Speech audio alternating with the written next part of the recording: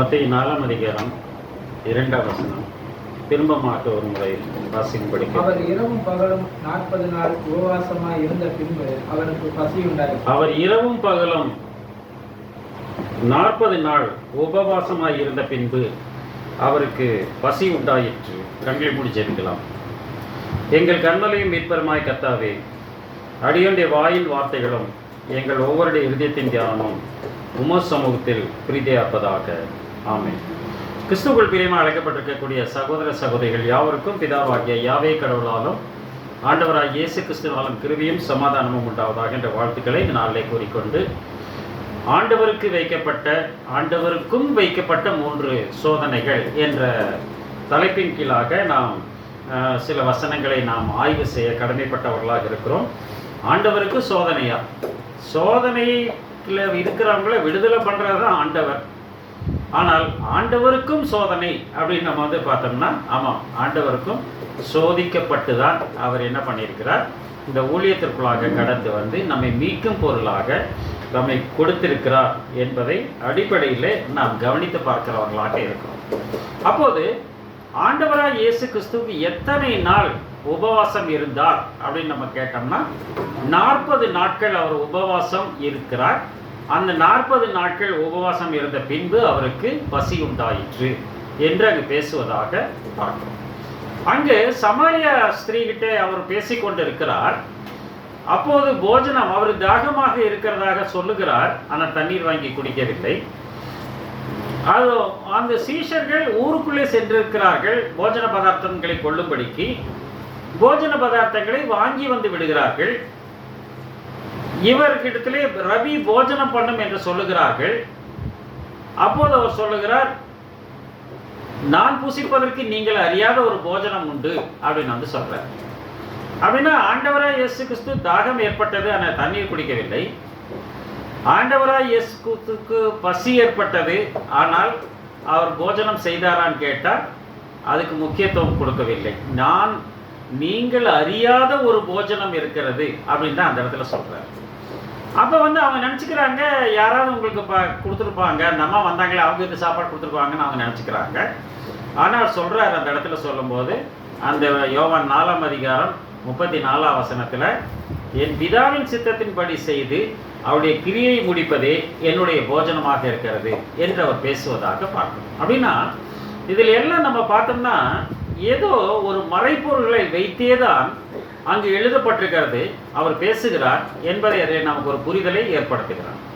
இந்த 40 நாள் உபவாசம் ஆண்டவர் இருந்தார் அப்படின்னு பார்க்கும்போது நமக்கு சட்டுன்னு வேறொருவர் ஞாபகத்துக்கு வர வேண்டும். யார் அப்படின்னு பார்த்தோம்னா, நம்ம யாத்திராகம புத்தகம் 34ஆம் அதிகாரம் 28ஆம் வசனத்தில் அங்கே நம்ம பார்க்கும்போது, இது போலவே மோசேயும் 40 நாள் அவர் உபவாசம் இருக்கிறார் என்பதாக பார்க்கிறோம்.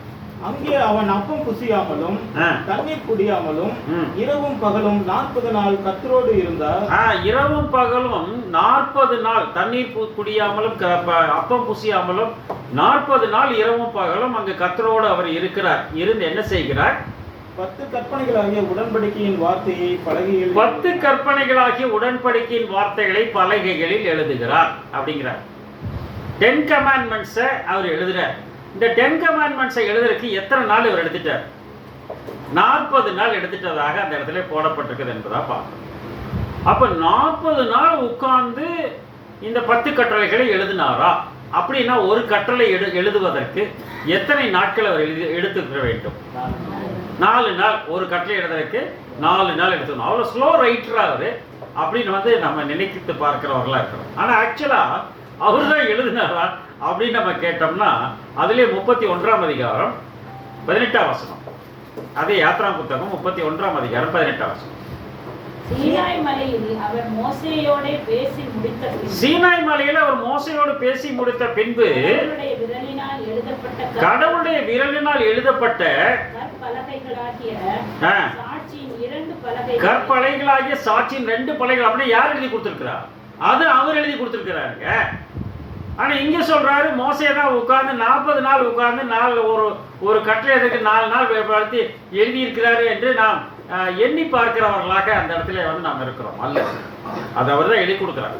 சாட்சியின் பலகைகளாகிய 2 கற்பலைகள் எழுதி கொடுக்கிறார். அப்படின்னா மோசே வந்து அந்த ஏறக்குறைய 613 சட்டங்கள் கொடுக்கப்பட்டிருக்கிறது. அந்த சட்டங்கள் அனைத்தையும் எழுதியிருக்கிறார் என்பதுதான் அதிலே உட்பொருளாக இருக்கிறது என்பதாக பார்க்கிறோம். அப்ப சாட்சியின் கற்பலகைகளில் அவர் எழுதினார் என்று சொன்னால் அதில் ஒரு மறைபொருள் உண்டு என்பதாக பார்க்கிறோம். ஆபகூக் 2ஆம் அதிகாரம் 2ஆம் வசனத்தை வாசிக்கலாம். ஆபகூக் 2ஆம் அதிகாரம் 2ஆம் வசனம்.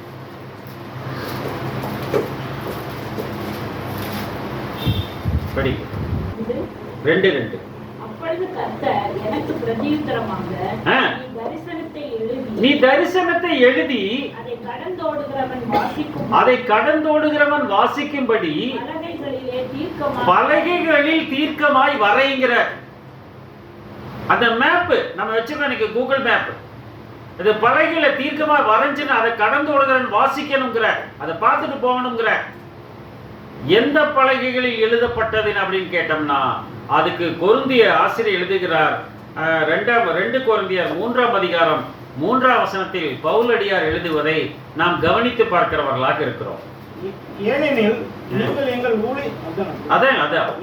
நீங்கள் எங்கள் ஊழியத்தினால் உண்டாகிய கிறிஸ்துவின் நிருபமாய் நீங்கள் எங்கள் ஊழியத்தினால் உண்டான கிறிஸ்துவின் நிருபமாய் இருக்கிறீர்கள்ங்கிறார்.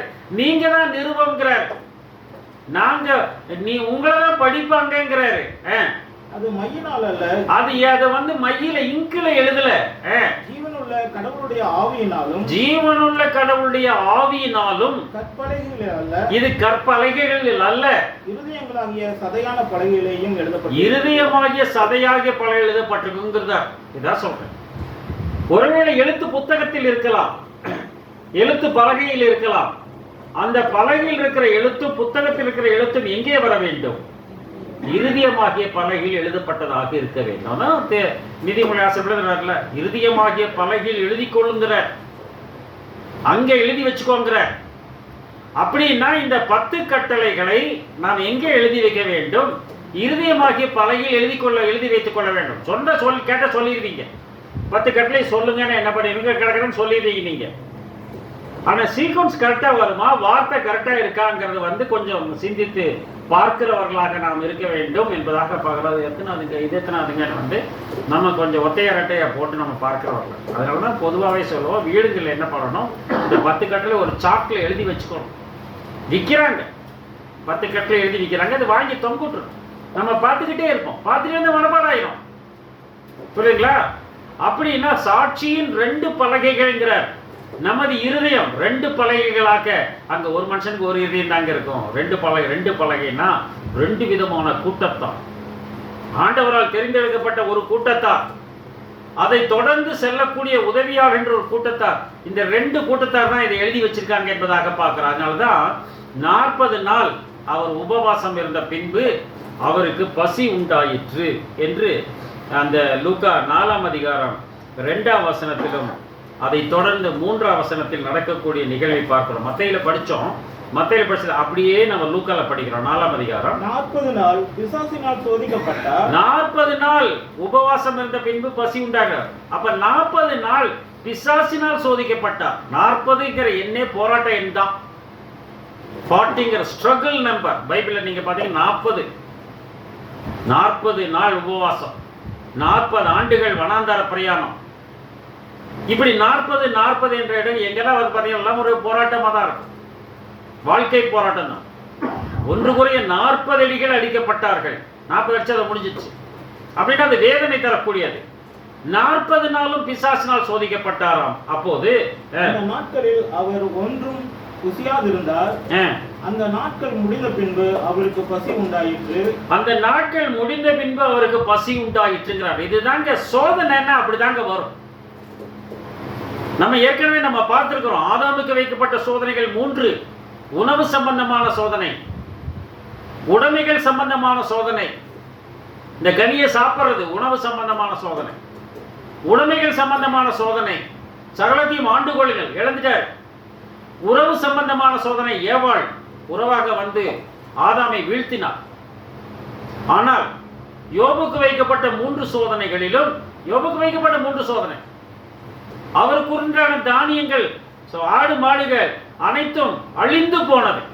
சபை அங்க வந்து வானத்தில் அக்கினி இறங்கி அவர்களை பட்சித்து போட்டது. கிழக்கத்தை புத்திர வந்து ஓட்டி கொண்டு போனார்கள். உணவு சம்பந்தமானது அழிந்தது, உடைமைகள் சம்பந்தமானது, ஒட்டகங்கள், ஏர்மாடுகள், கழுதைகள் அழிந்தது, ஓட்டி கொண்டு போய் விட்டார்கள். மூன்றாவதாக உறவுகள் அழிந்தது. அந்த இடத்துல நம்ம பார்த்திருக்கோம் இல்லையா? உறவுகள் அழிந்தது. கடைசியில அந்த தெரிந்தெடுக்கப்பட்ட உறவாக இருக்கக்கூடிய அவருடைய துணைவி, ஏன் இவ்வளவு கஷ்டப்படுறேன், ஏன் இவ்வளவு கஷ்டப்படுறேன் இல்லையா? ஒப்பு கொடுத்து ஜெபியுங்க, சீக்கிரம் போயிருங்க, உங்களால கஷ்டத்தை தாங்க முடியாது. ஓட்டை எடுத்து சொன்னிக்கிற என்ன பிரச்சனை? தேவனை தூஷித்து ஜீவனை கேட்டுக்கணும் இல்லையா? ஆதாம் தன் மனைவியின் பேச்சை கேட்டார், ஆனால் யோபுவோ தன் மனைவியின் பேச்சை கேட்கவில்லை. அதனாலதான் அதே மனைவியின் வழியாக அவருக்கு வந்து இரட்டிப்பான ஆசீர்வாதம் கொடுக்கப்பட்டது. உறவு சம்பந்தமான சோதனை. அதே ஆண்டவராக இயேசு கிறிஸ்துவுக்கும் உணவு சம்பந்தமான சோதனை இப்போது வருகிறது. அடுத்தது உடைமைகள் சம்பந்தமான சோதனை வருகிறது. மூன்றாவது உறவு சம்பந்தமான சோதனை அவருக்கும் வந்தது. இந்த 3 சோதனை தாங்க நமக்கும் வரும். அது நம்ம பின்னாடி நம்ம பார்க்கலாம். அப்ப இந்த கல்லுகள் அப்பமாகும்படி, இந்த கல்லுகள் அப்படின்னா சொன்னாரு. 3ஆம் வசனம் என்ன சொன்னாரு? அப்பொழுது பிசாசு அவரை நோக்கி, நீர் கடவுளுடைய குமாரனே ஆனால் இந்த கல் அப்பமாகும்படி சொல்லும் என்றார். இந்த நீ கடவுளுடைய குமாரனே ஆனால் இந்த கல் அப்பமாகும்படி சொல்லும் அப்படிங்கிற இதே பகுதியை மத்தேயுல வாசிக்கிறோம். 4ஆம் அதிகாரம் 3ஆம் வசனத்துல 4:3. அப்பொழுது சோதனைக்காரன் அவரிடத்தில் வந்து, நீர் கடவுளுடைய குமாரனே ஆனால் இந்த கல்லுகள் அப்பமாகும்படி சொல்லும். நீ கடவுளுடைய குமாரனே ஆனால் இந்த கல்லுகள் அப்பங்களாகும்படி சொல்லுங்கிற இந்த ரெண்டுத்துக்கும் என்ன வித்தியாசம் இருக்கு? லூக்கால என்ன சொல்றாரு? கல் அப்படிங்கிற அப்பமாக மாற வேண்டும். மத்தேயுல என்ன சொல்றாரு? கல்லுகள்ங்கிற. என்னங்க அது? ரெண்டும் ஒண்ணு தானே. கல்லுனா என்ன, கல்லுகள்னா என்ன அப்படின்னு நம்ம நினைக்கிறோம். கல் என்பது ஒருமை, கல்லுகள் என்பது பன்மை. அப்பம் என்பது ஒருமை, அப்பங்கள் என்பது பன்மை. இதுல என்ன மறைஞ்சிருக்குன்னு கேட்டீங்கன்னா அதுல ஒரு தீர்க்க தரிசனம் மறைஞ்சிருக்கு. சவுலும் தீர்க்க தரிசிகள் ஒருவனோ என்று கேட்டார்கள் அன்று, சாத்தானும் தீர்க்க தரிசிகள் ஒருவரோ என்று கேட்கும் காலமாக இருக்கிறது. கல், கல்லுகள், அப்பம், அப்பங்கள். எது கல், எது கற்கள் அப்படின்னா 1 பேதுரு 2ஆம் அதிகாரம் 1 முதல் 5. 1 பேதுரு 2ஆம் அதிகாரம் 1 முதல் 5. இப்படி இருக்க கர்த்தர் தயை உள்ளவர் என்பதை நீங்கள் ருசி பார்த்து, இப்படி இருக்க சகோதர சகோதரிகளே, கர்த்தர் தயவுள்ள என்பதை நீங்கள் ருசி பார்த்தது உண்டானால் சகல துர்க்குணத்தையும், சகல துர்க்குணம், சகலவித கபடத்தையும், சகலவித கபடம், வஞ்சகங்களையும், வஞ்சகம், பொறாமைகளையும், பொறாமை, சகலவித புறங்கூறுகளையும் ஒழித்து விட்டு, சகலவித புறங்கூறு. அதுதான் நம்ம எப்ப பார்த்தாலும் அதான் நம்ம பேசுவோம். புறங்கூறு, அது எப்படி, இது இப்படி, அவன் எப்படி, இவன் எப்படி, அவள் எப்படி, இவள் எப்படி, சகலவித புறங்கூறுகளையும் நாம் ஒழித்து விட்டு நீங்கள் வளரும்படி புதிதாய் பிறந்த குழந்தைகளைப் போல திருவசனமாகிய களங்கமில்லாத புதிதாய் பிறந்த குழந்தைகளைப் போல திருவசனமாகிய களங்கமில்லாத ஞானப்பாலின் மீது வாஞ்சையா இருங்கள். அப்பதான் புரியும், இல்லைன்னா புரியாது. ஏன்னா இவர்களை ஞானிகளுக்கும் கல்விமான்களுக்கு மறைத்து பாலகருக்கு வெளிப்படுத்தினபடியால் உம்மை ஸ்தோத்தரிக்கிறேன் அப்படிதான் சொல்றேன் இல்லையா? மத்தேயு 11:25. ஞானிகளுக்கும் கல்விமான்களுக்கும் மறைக்கப்பட்டது, பாலகருக்கு வெளிப்படுத்தப்பட்டது. அப்ப ஞானப்பாலாகிய திருவசனத்தின் மீது வாஞ்சையா இருக்கிறவர்களுக்கு வெளிப்படுத்தப்படுகிறது, வேறு யாருக்கும் வெளிப்படுத்தப்படுவது போல காணப்படவில்லை என்பதா பார்க்கிறோம். அப்படி சொல்லிட்டு என்ன சொல்றாரு பாருங்க, மனுஷரால் தள்ளப்பட்டதாயும் கடவுளால் தெரிந்து கொள்ளப்பட்டதும் விலையேறு பெற்றதுமாய் இருக்கிற ஜீவனுள்ள கல்லாகிய அவரிடத்தில் சேர்ந்தவர்களாகிய நீங்கள். பாத்தீங்களா? ஜீவனுள்ள கல்லாகிய அவரிடத்தில் சேர்ந்தவர்களாகிய நீங்களும் ஜீவனுள்ள கற்களை போல ஆவிக்கேற்ற மாளிகையாகவும் ஆச்சரிய கூட்டமாகவும் கட்டப்பட்டு வருகின்றார். அப்ப ஜீவனுள்ள கல் யாரு? இயேசு கிறிஸ்து. ஜீவனுடைய கற்கள் யாரு? அதுதான் சபை. புரியுதுங்களா உங்களுக்கு? முதல்ல கல் என்று சொன்னால் ஆண்டவராய் இயேசு கிறிஸ்து ஜீவனுள்ள கல். ஜீவனுள்ள கல்லாகி அவரிடத்தில் சேர்ந்தவர்களாகிய நீங்களும் ஜீவனுள்ள கற்களை போல. இதை நீங்க சப்ஸ்டிட்யூட் பண்றீங்க இந்த இடத்துல. இதை சப்ஸ்டிட்யூட் பண்றீங்க. கல் என்று சொன்னால் இயேசு கிறிஸ்து, கற்கள் என்று சொன்னால் சபை. அப்ப கல் அப்பமாக மாறுமா? அப்பமாக மாறியதா? யோவான் 6:48. யோவான் 6:48.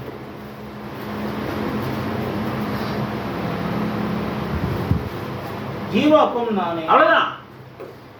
கல் அப்பமாக மாறியதா? கல் இயேசு கிறிஸ்து. சாதாரண கல் இல்ல, அது ஜீவனுள்ள கல். ஜீவனுள்ள கல் இயேசு கிறிஸ்து ஜீவ அப்பமாக மாறிவிட்டார். அப்படி என்று சொன்னால் ஜீவனுள்ள கற்களாக இருக்கக்கூடிய சபை ஜீவ அப்பங்களாக மாற வேண்டும். அதான் சொன்னார். உங்களை புசிப்பார்கள், உங்களை தான் என்ன பண்ண பார்க்கிறாங்க, உங்களை படிக்கிறாங்க. நடமாடும் நிருபங்களாக இருக்கிறீர்கள், வார்த்தையாக இருக்கிறீர்கள், வார்த்தையானவரை பின்பற்றுகிறவர்கள் இருக்கிறீர்கள். கல் அப்பமாக மாறும். அதனாலதான் ஓசன்னா பாடிட்டு போகும்போது பரிசேயர் வந்து என்ன பண்றாங்க, ரபியுடைய சீடரை அதட்டும்ங்கிறார். அதட்டும் சொல்லும் போது ஜீசஸ் என்ன மறுமொழி கொடுக்கிறார் பாருங்க. லூக்கா 19:40. லூக்கா 19:40. அவர்களுக்கு அவர் பிரதியுத்தரமாக, இவர்கள் பேசாமல் இருந்தால் கல்லுகளை கூப்பிடும் என்று. இவர்கள் பேசாதிருந்தால் கல்லுகளை கூப்பிடுங்கிறார். அன்னைக்கு சீஷர்கள் பேசினார்கள், இன்றைக்கும் வார்த்தையின் வழியாக பேசிக் கொண்டிருக்கிறார்கள். இவர்கள் பேசாதிருந்தால் கல்லுகள் கூப்பிடுங்க. எப்ப பேசாம இருப்பாங்க? இப்ப அப்போஸ்தலர்கள் அன்னைக்கு வாழ்ந்தாங்க, இன்னைக்கு பேசுறாங்களா? பேசுறது இல்லை. ஆனா பேசுறாங்களான்னு கேட்டா வசனத்தின் வழியாக பேசுகிறார்கள். வசனத்தின் வழியாக இன்னைக்கு பேசிக் கொண்டிருக்கிறார். இவர்கள் பேசாதிருந்தால் என்ன அர்த்தம்? இந்த சபை இன்னைக்கு பேசிக் கொண்டிருக்கிறது. தெரிந்தெடுக்கப்பட்ட மக்கள் கூட்டம் ஆண்டவராய் இயேசு கிறிஸ்து வரும்போது இங்கிருந்து அங்க போயிருவாங்க. எம்எல்ஏ இங்க பேசுவார், எம்பி எங்க பேசுவாரு? அங்க பேசுவார் இல்லையா? இப்ப நாம இங்க பேசிட்டு இருக்கிறோம், நம்ம அவருடைய சபையா பேசிட்டு இருக்கிறோம். 1000 வருட அரசாட்சி வந்து இயேசு கிறிஸ்து கூட்டிட்டு போயிட்டாருன்னு வையுங்க, நம்ம எங்க போய் பேசுவோம்? அங்க போய் பேசுவோம். இவர்கள் பேசாதிருந்தால் கல்லுகள் பேசுங்கிற அதை வந்து யோவான் ஸ்நானகன் எப்படி சொல்றாரு பாருங்க. 3ஆம் அதிகாரம், மத்தேயு 3ஆம் அதிகாரம் 9ஆம் வசனம்.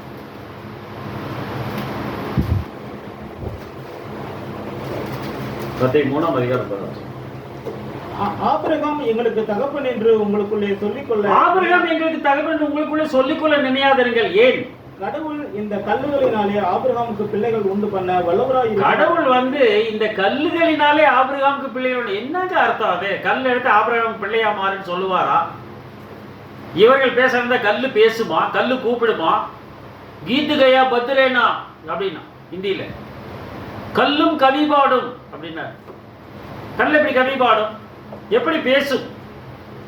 எப்படின்னு கேட்டீங்கன்னா, அவர் சங்கீதக்காரன் தீர்க்க தரிசனமா எழுதுகிறார் 97:7. சங்கீதம் 97:7.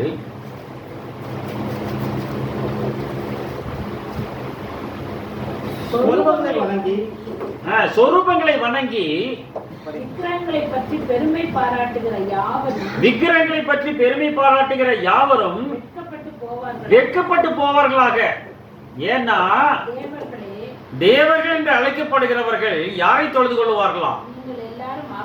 நீங்க எல்லாம் அவரை தொழுது கொள்ளும். இன்னைக்கு தேவர்கள் என்று அழைக்கப்படுகிறவர்கள் யாரை தொழுது கொள்ளுவார்கள்னா அவரைத்தான் தொழுது கொள்ளுவார்கள். இன்றைக்கு திடப்பொருளாக இருக்கக்கூடிய வழிபாட்டு முறைகள் இறை அரசு ஸ்தாபிக்கப்படும் போது உயிர்த்தெழுதலில் பங்கடைவார்கள். இன்னைக்கு மெரினா பீச்சில் போனீங்கன்னா நிறைய தலைவர்கள் நிற்கிறாங்க இல்லையா? நிறைய தலைவர்கள் நிற்கிறாங்க. இந்த தலைவர்கள் எல்லாம் பேசுவார்களான்னு கேட்டா பேசியவர்கள் பேசாமல் இருக்கிறார்கள். இயேசு கிறிஸ்து வந்து உயிர்த்தெழுதல் கொடுத்தாங்க என்ன ஆயிடுவாங்க? ஜீவனுக்குள்ள வந்துருவாங்க. ஜீவனுக்குள்ள வந்து என்ன பண்ணுவாங்க? இவங்க பேச மாட்டாங்க, இவங்க மேல போயிடுவாங்க. அப்ப யார் பேசுவாங்க? கடவுள் இல்லை என்று கடவுளை கற்பித்தவன் முட்டாள் என்று சொன்னேன். கடவுள் இல்லை என்று சொல்லி கடவுளை கற்பித்தவன் முட்டாள் என்று சொன்னேன். இப்படிப்பட்ட கடவுள் இல்லை என்று சொல்லுவார். அப்படி சொல்லுவாங்க. அவங்க என்ன பண்ணுவாங்க? இயேசு கிறிஸ்து உயிர்த்தெழுதல் கொடுத்துட்டா எல்லாம் அவரை தானே ஃபாலோ பண்ணுவாங்க. அததான் சொல்றாரு. இன்றைக்கு விக்கிரகங்களாக இருக்கக்கூடியவைகள், திடப்பொருளாக இருக்கக்கூடியவைகள், இன்னைக்கு நம்ம வீட்டுல போட்டோ மாத்தி வச்சுட்டு இருப்போம், நம்ம மூதாதையர் போட்டோவை, அது பேசாது. அவர் உயிர்த்தெழுதல் கொடுக்கும்போது அவர்கள் உயிரோடு வந்து அவர்கள் பேசுவார்கள், தெரிந்தெடுக்கப்பட்ட சபை மேலே சென்று விடும் என்பதைத்தான் அந்த இடத்துல கல்லுகள் கூப்பிடும் என்று அவர் பேசுவதாக அந்த பாட்டு. இந்த கல் அப்பமா மாத்திரக்கு பவர் இருக்கு அவருக்கு. நீ தேவனுடைய குமாரனையானால் கல்லுகள் அப்பமாகும்படி சொல்லுங்க. உடனே கோபம் வந்திருக்கணும் இல்லையா? கோபம் வரல. உடனே என்ன மறுபடி கொடுக்குறாரு? லூக்கா 4:4 லூக்கா 4:4 அவர் பிரதியுத்தரமாக, மனுஷன் அப்பத்தினாலே மாத்திரமல்ல, கடவுளுடைய ஒவ்வொரு வார்த்தையினாலும் பிழைப்பான். அதுதான் அப்பம்ங்கிறாரு, ஜீவ அப்பம்ங்கிறாரு. மனுஷன் அப்பத்தினால் மாத்திரம் அல்ல, கடவுள் வாயிலிருந்து புறப்படுகிற ஒவ்வொரு வார்த்தையினாலும் பிழைப்பான்கிறார். அந்த வார்த்தை தான் ஜீவனை கொடுக்கிறார், ஜீவனுள்ள வார்த்தைகள் என்று எழுதி இருக்குது. இதுதான் சொல்லணும். நம்ம வந்து ஒரு கோர்ட்ல வந்து ஒரு வக்கீல் போய் வழக்காடினார்னா அவர் அப்படிங்க இவர் இப்படிங்க அதை அப்படியெல்லாம் சொல்ல முடியாது. இப்படியாக எழுதப்பட்டிருக்கிறது, அந்த எழுதப்பட்ட தீர்ப்பின் பிரகாரமாக இது நடக்க வேண்டும் சொல்லும். அப்படின்னா மோசே 40 நாள் உட்கார்ந்து உபாகம புத்தகத்தை எழுதினார். இயேசு 40 நாள் அமர்ந்து மோசே எழுதின புத்தகத்தை வாசிக்கிறார் இல்லையா? அதுல தான் எழுதியிருக்கிறார். எங்க எழுதியிருக்கிறார்? 8ஆம் அதிகாரம் 3ஆம் வசனத்தை எழுதியிருக்கார். உபாகமம் 8:3 இருக்கக்கூடிய வசனத்தை ஆண்டவராய் இயேசு கிறிஸ்து பிசாசின் இடத்துல எடுத்து கொடுக்கிறார். இத படி நீண்டு அவர் என்னை சிறுமைப்படுத்தி உன்னை பசியினால் வருத்தி மனுஷன் அப்பத்தினால் மாத்திரம் அல்ல, கர்த்தருடைய வாயிலிருந்து புறப்படுகிற ஒவ்வொரு வார்த்தையினாலும் பிழைப்பான். அப்படி கவனிக்கணுங்க. நாம் அப்படி கவனிக்கணும். ஒவ்வொரு எழுத்தையும் எழுதி வைக்கணும், ஒவ்வொரு வார்த்தையினாலும். அதுதான் சில பிள்ளைங்க பார்த்துருப்பீங்க நீங்க, டீச்சர் ஏதாவது எக்ஸாம்பிள் சொன்னாங்கன்னா அதையும் சேர்த்து எழுதி வச்சிருவாங்க. நோட்ஸ் எடுப்பாங்க, அதையும் சேர்த்து எடுப்பாங்க. ஏதோ எக்ஸாம்பிள் சொல்லுவாங்க, அதையும் எழுதி வைப்பாங்க. அன்னைக்கு நாங்களும் அப்படிதான் படித்தோம். எங்களுக்கு டீச் பண்ணவர் என்னெல்லாம் சொன்னாரோ அதையும் எழுதி வச்சிருவோம். ஏன்னா மறந்துடும் என்பதாக பார்க்கிறோம். கடவுள் இந்த வாயிலிருந்து புறப்படுகிற ஒவ்வொரு வார்த்தையினாலும் பிழைப்பான்கிறார். அந்த வார்த்தை இதுதான் அங்கே நடந்தக்கூடிய நிகழ்வாக இருக்கிறது என்பதாக பார்க்கிறோம். அப்போ முதல்ல வைக்கப்பட்ட சோதனை, அவருக்கு பசி உண்டானது. அந்த பசி உண்டான போது அப்போ அவருடைய திங்கிங்ல என்ன இருக்கு? சாப்பிடணும். அப்படிதானே இருக்கு. இப்போ நீங்க ஒரு இஸ்லாமிய கல்யாணத்துக்கு போறீங்க. இஸ்லாம் கல்யாணத்துக்கு எத்தனை மணிக்கு போறீங்க? எத்தனை மணிக்கு கல்யாணம் வைப்பாங்க? 12 மணி இந்த மாதிரி தான் கல்யாணமே அவங்க வைப்பாங்க இல்லையா? நிக்கா அப்போ வைப்பாங்க. நம்ம என்ன பண்ணணும்? நம்ம போயிடுவோம். போனோன்னு என்ன பண்ணுவோம்? நம்ம சிந்தை என்ன இருக்கும்? பிரியாணி ஸ்மெல்லு வரும், பிரியாணி சாப்பிடணும். நம்மளுடைய சிந்தனை அதில் தான் இருக்குது. ஏன் நம்ம பசியோடு போகிறோம், நம்ம சிந்தை அதை சாப்பிடணுங்கிற எண்ணம். அப்படின்னா இயேசு கிறிஸ்துவுக்கு அந்த சிந்தனை தான் இருந்திருக்கும். பசி உண்டாயிற்றுங்கிறார். ஆனா சாப்பிட வேண்டும் என்ற சிந்தனையில் அவர் மாம்ச பிரகாரமாக இருந்த போதிலும் இந்த கல்லு அப்பமா மாற்றி சாப்பிடு அப்படின்னு சொல்லுச்சுன்னா அவருடைய பசியை ஆற்றியது அவருடைய வார்த்தைகள். Man shall not live by bread alone, but by every word of God என்றார். கடவுளுடைய ஒவ்வொரு வார்த்தை. அப்ப அந்த முதல் சோதனையில், பிசாசினால் வைக்கப்பட்ட முதல் சோதனையில், உணவு சம்பந்தமான சோதனையில் ஆண்டவராய் இயேசு கிறிஸ்து வெற்றி பெற்று விட்டார். ஆதாம் தோற்றான், யோபுவும் தோற்றார். ஆனால் ஆண்டவராய் இயேசு கிறிஸ்து வெற்றி பெற்று விட்டார். இந்த உணவு சம்பந்தமான சோதனையில் நீங்களும் நானும் எப்படி இருக்கிறோம்? உணவு சம்பந்தமான சோதனையில் எப்படி இருக்கிறோம்? அவனுடைய ருசியுள்ள பதார்த்தங்களை இச்சியாதே, உன் தொண்டையிலே கத்தியை வெய் அப்படின்னார். வெப்பமா? வெப்பமா? கத்தியை வைப்போம், பிளேட்ல வைப்போம், வச்சு அதை கட் பண்ணி வாயில போட்டு சாப்பிடுவோம் இல்லையா? இந்த சோதனை உணவு சம்பந்தமான சோதனை. அதில் ஆண்டவர் வெற்றி பெற்றார், நாம் வெற்றி பெறுகிறோம்.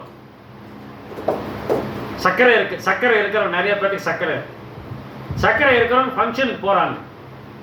அங்க ஃபங்க்ஷன்ல என்ன வைப்பாங்க? ஸ்வீட் வைப்பாங்க.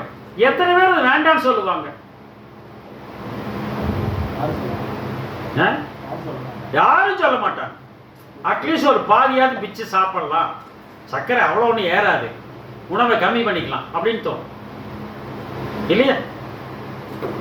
அப்ப காஃபி கொடுத்தோம்னா என்ன சொல்றாங்க? அதுல அரை சர்க்கரை போட்டு கொடுங்க. அப்படின்னா அந்த இனிப்பு, அந்த ருசி நம்மை விட்டு நீங்குவதில்லை என்பதாக பார்க்கும். இந்த ருசித்துப்பா.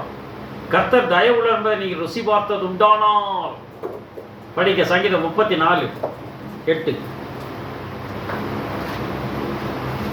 இதை ருசித்து பாருங்கள் சொல்லிட்டாரு.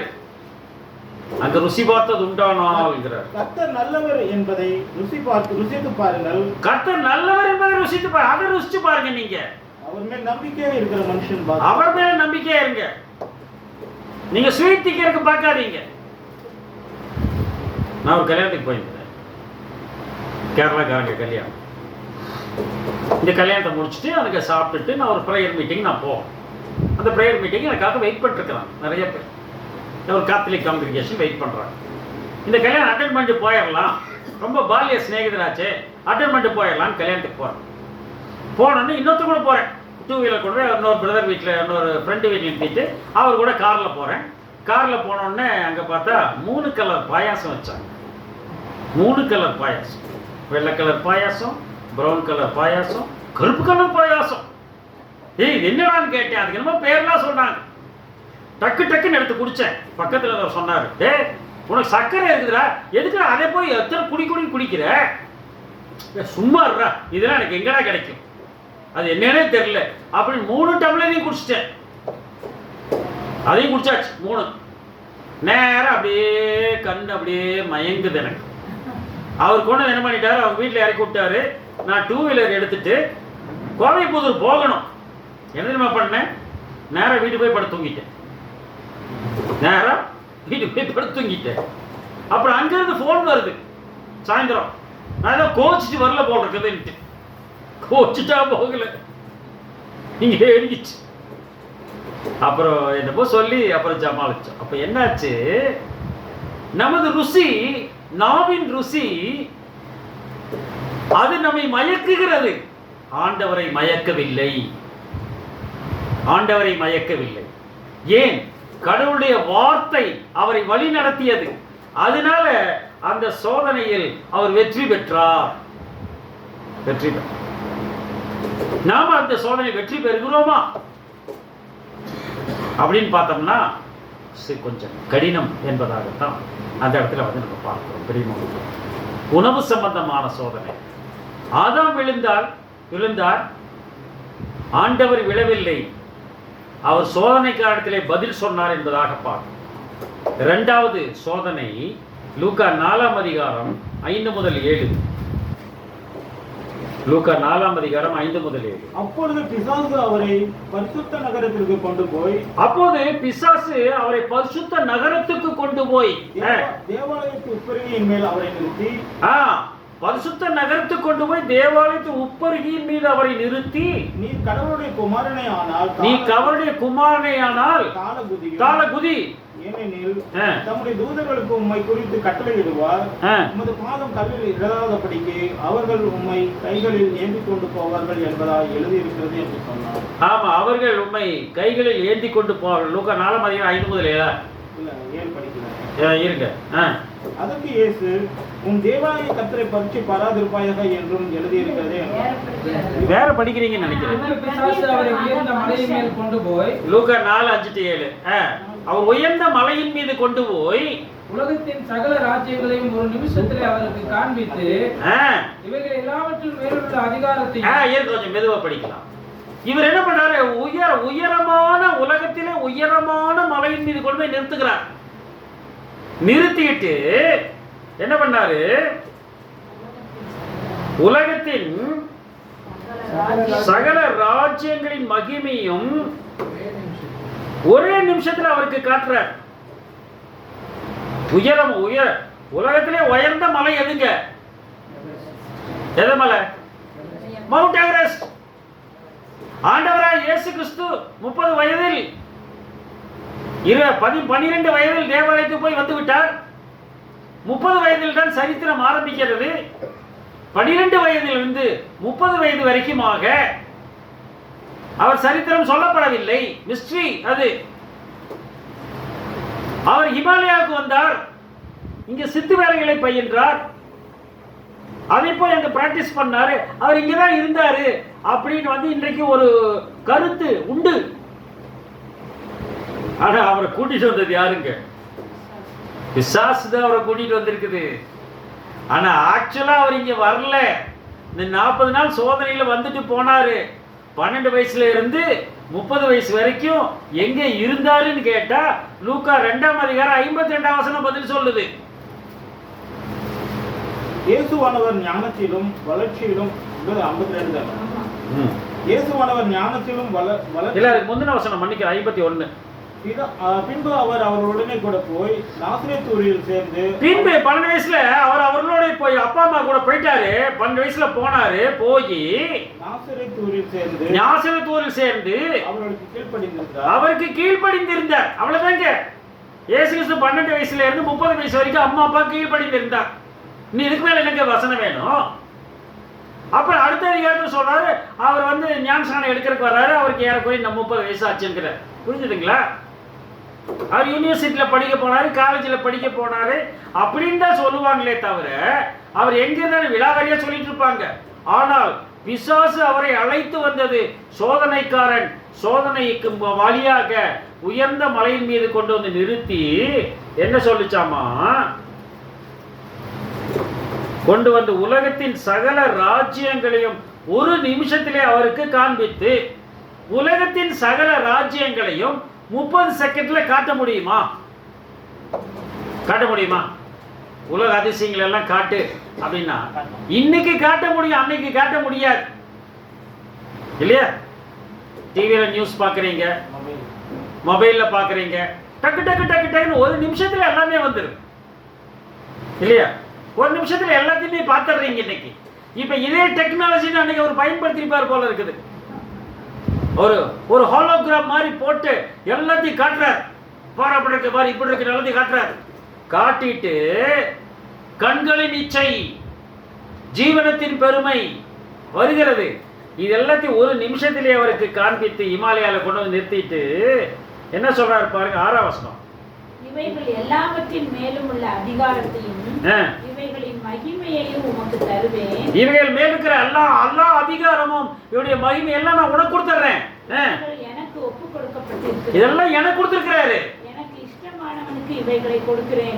எனக்கு இஷ்டமானவனுக்கு இவைகளை கொடுக்கிறேன் அப்படிங்கிறாரு. நல்லது தானே. சாத்தானே அப்படி ஒரு தயாள பிரபுவா இருப்பாரா அப்படின்னு நம்ம நினைக்கிறோம் இந்த வசனம் மட்டும் நம்ம படிச்சோம்னா. ஆனா அதுல ஒரு செக் வைக்கிறார். என்ன வைக்கிறார்? நீர் என்னை பணிந்து கொண்டால் எல்லாம் உம்முடையதாகும். நீர் என்னை பணிந்து கொண்டால் எல்லாம் உம்முடையதாகும்ங்கிறார். எப்படி பணிந்து கொள்ள சொல்றாரு பாருங்க. அது மத்தேயுல எழுதுறார் 4ஆம் அதிகாரம் 8-9 வசனங்கள். மறுபடியும் பிசாசு அவரை மிகவும் உயர்ந்த மலையின் மேல் கொண்டு போய் உலகத்தின் சகல ராஜ்யங்களும் அவைகளின் மகிமையையும் அவருக்கு காண்பித்து, நீ சாஷ்டாங்கமாய் விழுந்து பணிந்து கொண்டார். இது எந்த கல்ச்சர்ல இருக்கு? சாஷ்டாங்கம் விழுந்து பணிகிறது நம்ம கல்ச்சர்ல தான் இருக்குது. அதான் இங்க கூடி வந்து அப்படியே சொல்றாரு அவரு. புரியுதுங்களா? அதனால ஜாக்கிரதையா இருக்கணும். டார்கெட்டே நம்ம தான். டார்கெட்டே நம்மளதான் வச்சிருக்காரு. எவனை விழுங்கலாமோ என்று வகைதேடி சுற்றி திரிகிற கர்ஜிக்கிற சிங்கம் அது டார்கெட் பண்ணது.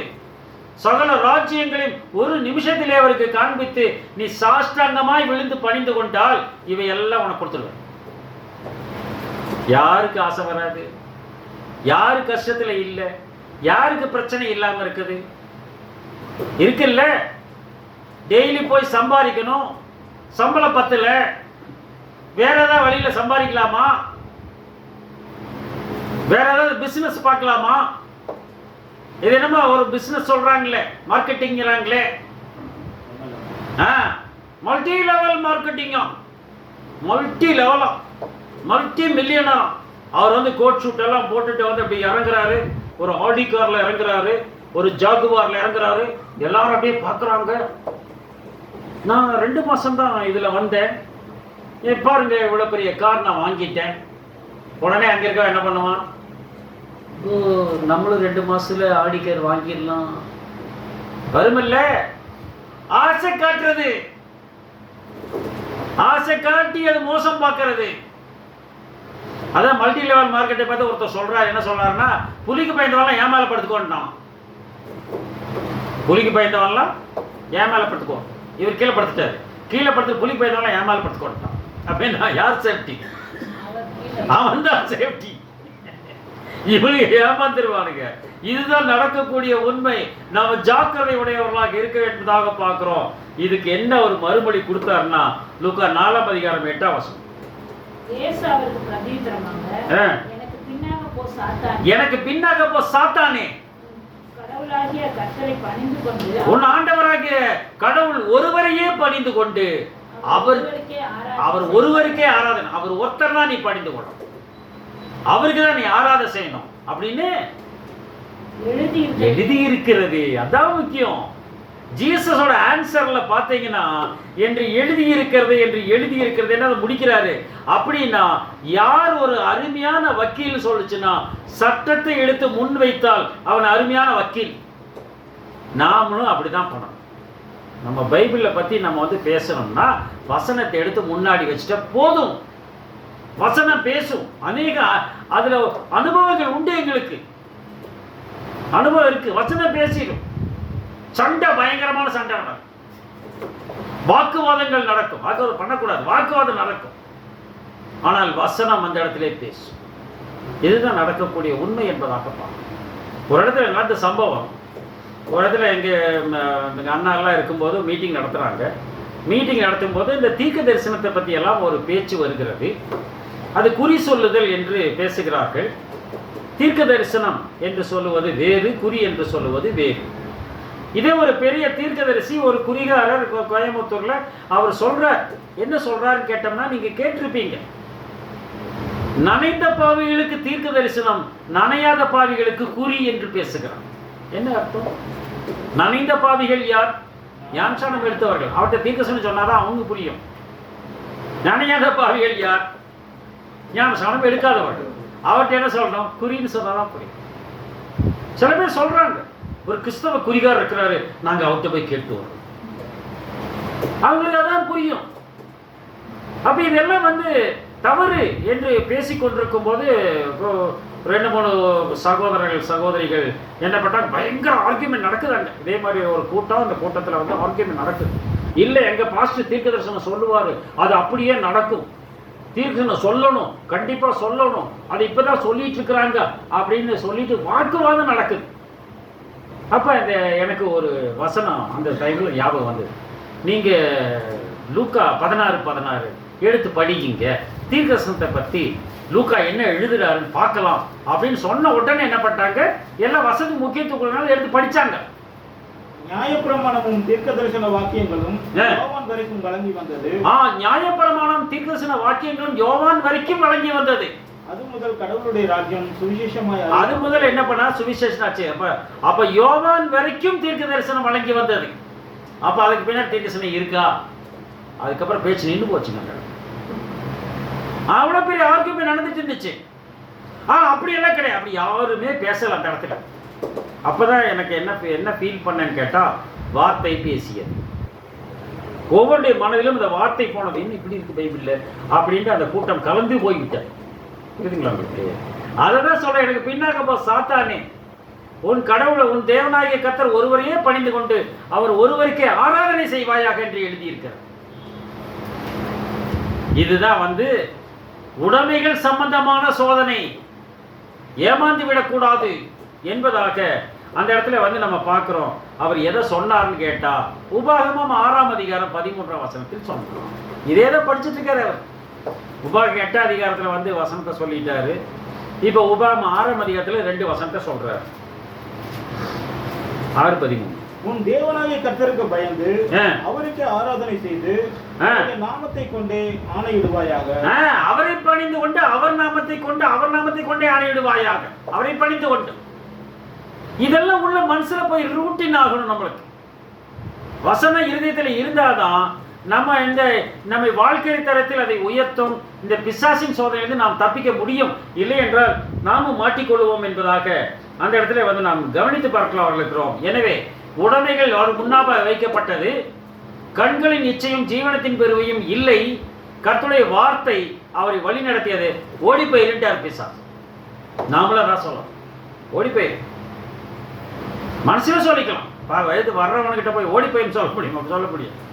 கடவுளை என்னை காப்பாத்துங்க அப்படிதான் நம்ம சொல்ல முடியும். மூன்றாவது சோதனை உறவு சம்பந்தமான சோதனை. லூக்கா 4ஆம் அதிகாரம் 9-11. அப்பொழுது அவன் அவரை எருசலேமுக்கு கொண்டு போய் தேவாலயத்து உப்பரியின் மேல் அவரை நிறுத்தி, எருசலேமுக்கு கொண்டு போய் பரிசுத்த நகரத்துக்கு கொண்டு போய் தேவாலயத்தின் உப்பரியின் மேல் அவரை நிறுத்தி, நீ கடவுளுடைய குமாரனே ஆனால் இங்கே இருந்து தாளகுதியும். நீ கடவுளுடைய குமாரனா தாளகுதி, ஏனெனில் உம்மை காக்கும்படிக்கு தம்முடைய தூதர்களுக்கு உம்மை குறித்து கட்டளையிடுவார் என்றும் உமது பாதம் கல்லில் இடராதபடிக்கு அவர்கள் உம்மை கைகளில் ஏந்தி கொண்டு போவார்கள் என்றும் எழுதியிருக்கிறது. எழுதியிருக்கல. இவரு வந்துட்டாரு. அவர் பட்டயத்தை எடுத்தாரு, இவனும் பட்டயத்தை எடுத்துட்டான். அவர் பட்டயத்தை எடுத்து விலாசம் ஆரம்பிச்ச உடனே இவனை பார்த்தா இவனும் பட்டயத்தை எடுத்துட்டான். உம்மை குறித்து கட்டளையிடுவார், பாதம் கல்லிடாதபடிக்கு அவர்கள் தூதர்களுக்கு கட்டளையிடும் போது அவர்கள் கைகளில் ஏந்தி கொண்டு போவார்கள் என்று எழுதியிருக்கிறது. எங்க எழுதியிருக்கு? சங்கீதம் பாருங்க, அழகா சொல்றாரு பாருங்க, டக்குன்னு சொல்றாரு பாருங்க. அவர் இருதயத்தில் எழுதி வைத்துக் கொண்டிருக்கார். சங்கீதம் 91. சங்கீதம் 91 நல்லா படிச்சிருக்கான். யாரு? சாத்தான் படிச்சிருக்கான். அவன் இங்க டேவிட் படிச்சிருக்காரு. சங்கீதம் 91. ஒரு இடத்துல பேய் ஓட்டுறக்காக என்னை கூட்டிட்டு போனாங்க. பிசாசு ஓட்டுறக்காக ஒருத்தர் கூட்டிட்டு போறாங்க. எங்க அம்மாவுக்கு பேய் பிடிச்சிருக்குங்க, நீங்க கொஞ்சம் ஜபம் பண்ணுங்க அப்படின்னு.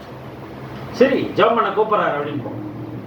அந்த அம்மாவும், தம்பி எனக்கு பேய் பிடிச்ச மாதிரி இருக்குது தம்பி, எனக்காக ஜபம் பண்ணு தம்பி.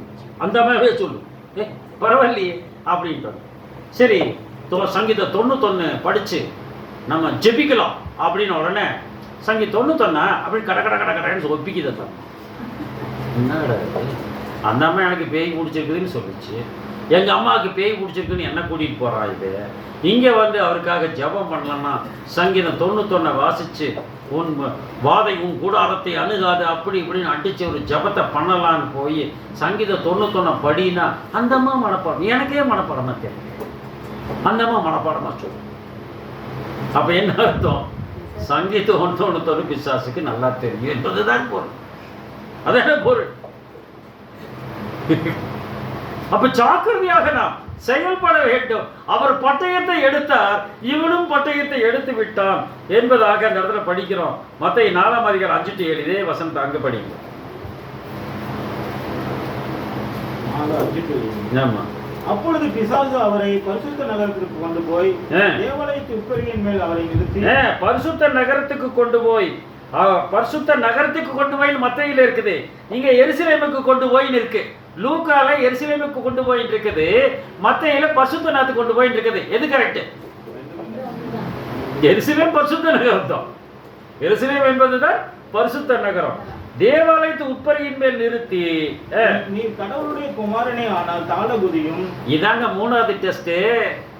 நீ உண்மையாவே உங்க அப்பா அவர் கடவுளா இருந்துச்சுன்னா குதிடா பார்க்கலாம். இதுதான் டெஸ்ட்.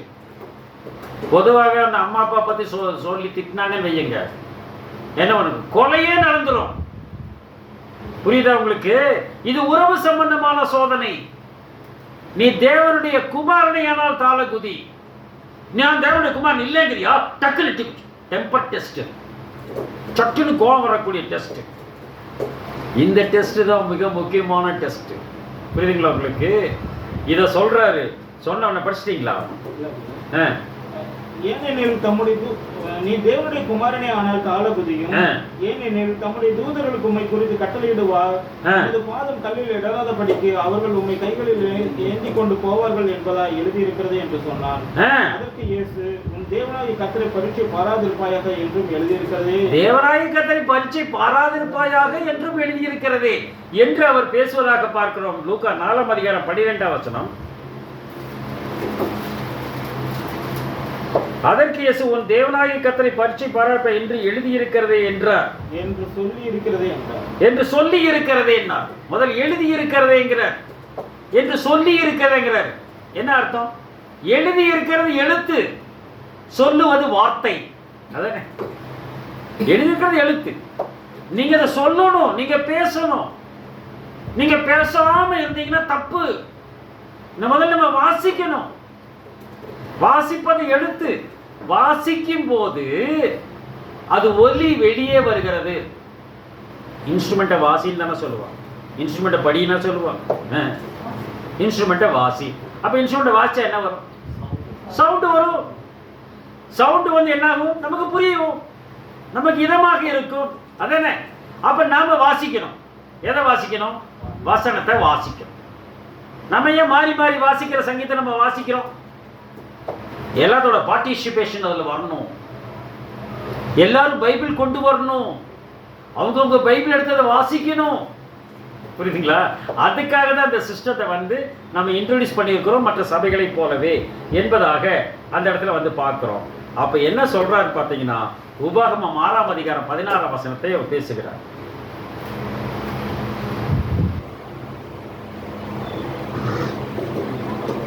நீங்கள் 6:16. நீங்கள் மாசாவிலை செய்தது போல உங்கள் தேவனாய் கர்த்தரை பற்றி பாராது. நீ மாசா மேரிபால செஞ்சீங்கல்ல, எனக்கு தண்ணி இல்லைன்னு கேட்டீங்கல்ல, அந்த மாதிரி உன் தேவனாய் கர்த்தரை பரிச்சு பாராதிருப்பாயாக. இந்த வசனத்தை எடுத்து கொடுக்கிறார், ஆப்டா கொடுக்கிறார். ஏற்ற சபையத்தில் சொன்ன வார்த்தை வெள்ளித்தட்டில் வைக்கப்பட்ட ஒரு பழங்களுக்கு சமானம். கரெக்டா சொல்றாரு. அந்த மாதிரி நம்ம பிராக்டிஸ் பண்ணணும். 40 நாள் சோதனைக்காரன் முடிச்சாச்சு. 40 நாள் சோதனை முடிஞ்சது, எக்ஸாம் முடிஞ்சது. புஸ்தகத்தை தூக்கி வீசுகிறது அல்ல, அதுக்கப்புறம் தான் சோதனை ஸ்டார்ட் ஆகுது. படிங்க லூக்கா 4ஆம் அதிகாரம் 13ஆம் வசனம். பிசாசானவன் சோதனை எல்லாம் முடித்த பின்பு சில காலம் அவரை விட்டு விலகி போனான். என்ன அர்த்தம்? சில காலம் விலகி போனான், பல காலம் சோதனைக்கு உட்படுத்துகிறான். மனுஷகுமாரனுக்கோ தலை சாய்க்க இடமில்லை. வெய்ய காலம் ஃபேன் போட்டுக்கிறோம், எல்லாம் ஃபேனும் ஓடுது. முடிஞ்சா ஏசி போட்டுக்குவோம், நல்லா ஜாலியாக இருப்போம் இல்லையா? ஆனால் நம்மை படைத்த ஆண்டவர் சொல்ற மனுஷகுமாரனுக்கு தலை சாய்க்க இடமில்லைங்கிறார். சில காலம் விலகி போனான். இதே டெஸ்ட் எங்க கொண்டு வந்துடுறாரு பாருங்க. மத்த 27ஆம் அதிகாரம் 40-43. 40 தேவாலயத்தை இடித்து 3 நாளைக்குள்ளே கட்டுகிறவனே, உன்னை நீயே ரட்சித்துக்கொள். தேவாலயத்தை இடித்து 3 நாளைக்குள்ளே கட்டுகிறவன் உன்னை நீயே ரட்சித்துக்கொள் அப்படிங்கிறாரு. கடவுளுடைய குமாரனானால் சிலுவையில் இருந்து இறங்கி வா. நீ கடவுளுடைய குமாரனா சிலுவையில் இறங்கி வா. அங்க பக்கத்துல இருக்கவங்க தான் பேசுறாங்க, போச்சாய் வரல இவங்கெல்லாம் தான் பேசுறாங்க. நீ கடவுளுடைய குமாரனையால் சிலுவையில் இறங்கி வாங்குறாங்க. ஆக்சுவலா பேசுறது யாரு அந்த இடத்துல? பிசாசு. நீ கடவுளுடைய குமாரனையானால் கல்லுகள் அப்பன்மானபடி சொல்லும். நீ கடவுளுடைய குமாரனையானால் தாள குதியும். நீ கடவுளுடைய குமாரனையானால் சிலுவையில் இறங்கி வா. அதே டெஸ்ட் தான். இதுதான் உறவு சம்பந்தமான சோதனை. இந்த உறவு சம்பந்தமான சோதனையில் நாம் ஜாக்கிரதை உடையவர்களாக. இந்த சாத்தான் ஒருபடி மேல போய் இன்னொரு பெரிய சோதனை வைக்கிறான் பாருங்க. எங்க வைக்கிறான் பாருங்க? 43ல தன்னை கடவுளுடைய குமாரன் என்று சொல்லி கடவுள் மேல் நம்பிக்கையாய் இருந்தானே இவன் அப்படிங்கிறான். இவன் என்ன சொல்றான் இந்த இடத்துல?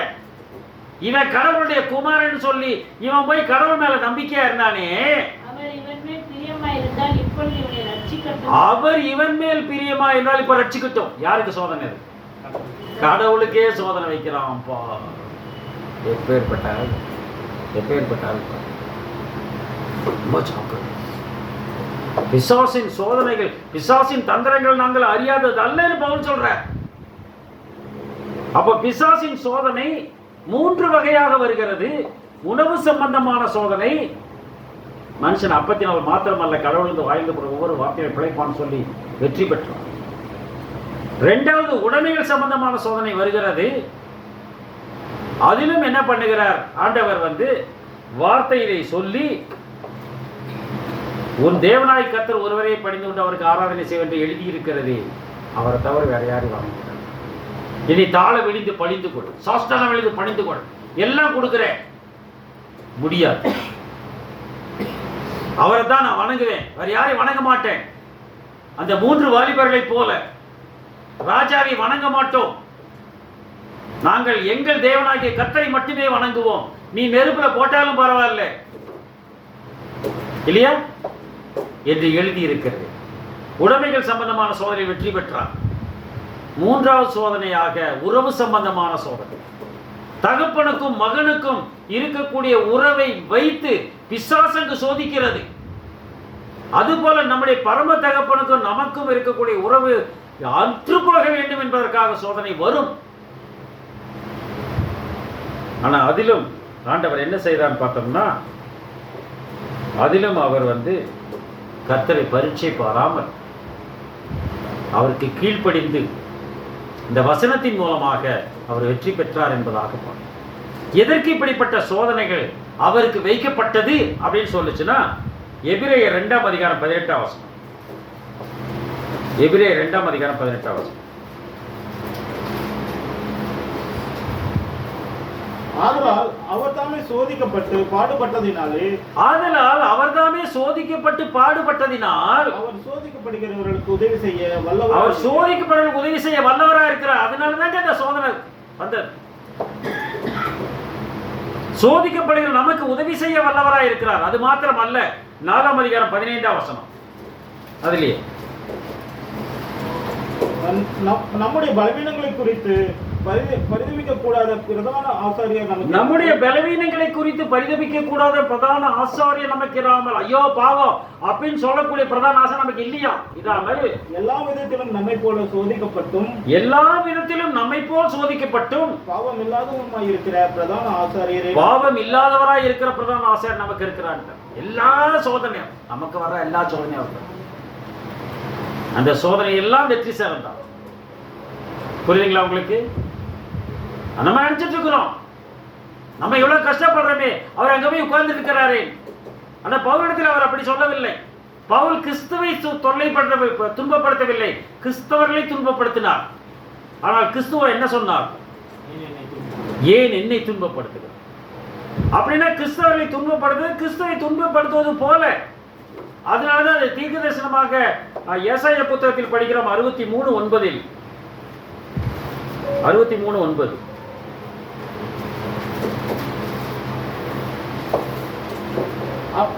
அவர்களுடைய எல்லா நெருக்கத்திலும் அவர் நெருக்கப்பட்டார். அவருடைய சமூகத்தின் தூதனானவர் அவர்களை ரட்சித்தார். சமூகத்தின் தூதன் என்னப்பட்டார்? ரட்சித்தார். அவர் தமது அன்பின் நிமித்தமும் தமது பரிதாபத்தின் நிமித்தமும் அவர்களை மீட்டு பூர்வ நாட்களில் எல்லாம் அவருடைய அன்பின் நிமித்தம் பரிதாப நிமித்தம் அவர்களை மீட்டு பூர்வ நாட்களில் சுமந்தது போல அவர்களை தூக்கி சுமந்தார். அப்படியாக நம்மை தூக்கி சுமக்கக்கூடிய கர்த்தர் நம்மோடு இருக்கிறார். அதனால உணவு சம்பந்தமான சோதனை வந்தால் அவருடைய வார்த்தையை வைத்து தொண்டையில கத்தியை வையின்னு வச்சோம். உடமை சம்பந்தமான சோதனை வந்தால் கண்களில் நிச்சயம் ஜீவனத்தின் பெருமை ஊற்றுமா. உறவு சம்பந்தமான சோதனை வந்தால் சரண்டர் ஆயிரவர்கள். இதுக்கு மேல என்னால முடியாது, நீங்க தான் என்னை காப்பாற்றணும்னு அவர் காலில் விழுந்துட்டா போதும். அவர் நம்மை தூக்கி சுமக்கிறார். அதனாலதான் ஒரு சின்ன பெரிய கால் தடமும் சின்ன கால் தடமும் போயிருந்தது பார்த்துட்டே வர்றார். ஒருத்தர் பின்னாடியே வர்றார். ஒரு பெரிய கால் தடம் ஒரு சின்ன கால் தடம் போய்கொண்டே இருக்கிறார். இவர் ஃபாலோ பண்ணிட்டே வர்றார். கொஞ்சம் தூரத்துக்கு அப்புறம் பார்த்தீங்கன்னா அந்த சின்ன கால் தடம் காணும், பெரிய கால் தடம் மட்டும் இருக்கிறது. பயந்துட்டார் அவர். என்னாச்சு? சின்ன கால் என்னாச்சு? காணும். பெரிய கால் மட்டும் இருக்குது, சின்ன காலை காணும் அப்படின்னு பார்த்துட்டே வர்றார். வேக வேகமா வர்றார். வந்தா அந்த பெரிய கால் தடம் முன்னாடி போயிட்டு இருக்குது, சின்ன கால் தடம் அவர் தோல்ல உட்காந்து. சின்ன கால் தடம் அவர் தோல்ல உட்காந்து. குழந்தைகளை தூக்கி சுமப்பது போல நம்மை தூக்கி சுமக்கிறார் என்பதாக பார்க்கிறோம். எனவே தெரியுமா, 3 சோதனைகளில் ஆண்டவர் வெற்றி பெற்றார். 3 சோதனைகளில் நாம் வெற்றி பெற்றுக்கொண்டு இருக்கிறோமா இல்லது வீழ்ந்து கொண்டு இருக்கிறோம்? சிந்திப்போம். ஆண்டவர் தான் இந்த வார்த்தையை ஆசீர்வதிக்கிறார். ஆமாம்.